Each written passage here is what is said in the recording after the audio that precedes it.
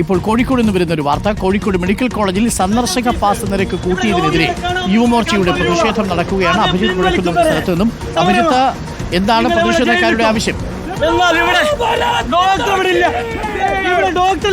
Doctor Arunkumar, ഈ സന്ദർശക pass, രോഗികളെ കാണുന്നതിനുള്ള സന്ദർശക പാസ് നിരക്ക് 50 രൂപയാക്കി വർദ്ധിപ്പിച്ചതിനെതിരെയാണ് ഇപ്പോൾ യുവമോർച്ചയുടെ പ്രതിഷേധം അരങ്ങേറുന്നത്. നമുക്കിപ്പോൾ ദൃശ്യങ്ങളിൽ കാണാൻ കഴിയുന്നത് BJP ജില്ലാധ്യക്ഷൻ പ്രകാശ് ബാബുവിനെ പോലീസ് കസ്റ്റഡിയിലെടുത്ത് നീക്കുന്ന കാഴ്ചയാണ്. എന്താ പ്രകാശ്, എന്താ ഇപ്പൊ ഇങ്ങനെ ഒരു പ്രതിഷേധത്തിലേക്ക്? 50 രൂപ ഇവിടെ രോഗികളെ കാണാൻ 50 രൂപ വേണം പോലും. ഇതെന്താ വെള്ളരിക്കപ്പെട്ടോ?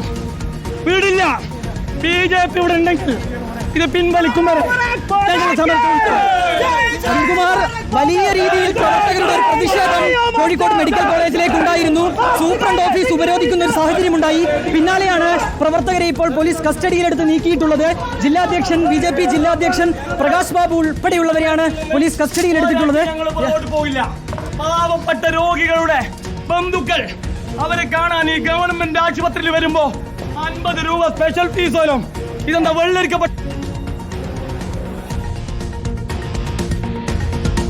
അഭിജിത്ത് മുഴക്കുന്നതാണ് നമുക്കൊപ്പമുള്ളത്. കൂലി പണിക്കാരാ. ഓക്കെ, അവരെ ബന്ധുക്കളെ കാണാൻ 50 രൂപ കൊടുക്കണം പറഞ്ഞാൽ അതിനൊന്നും കോഴിക്കോട്ടെ വിടില്ല. കോഴിക്കോട് മെഡിക്കൽ കോളേജിലെ സന്ദർശക പാസ് നിരക്ക് കൂട്ടി അത് 50 രൂപയാക്കി മാറ്റിയതിനെതിരെയുള്ള BJPയുടെ പ്രതിഷേധമാണ് കണ്ടത്. അഭിജിത്ത് മുഴക്കുന്നതാണ് കോഴിക്കോട് നിന്നും വിവരങ്ങൾ പ്രേക്ഷകരിലേക്ക് എത്തിച്ചു.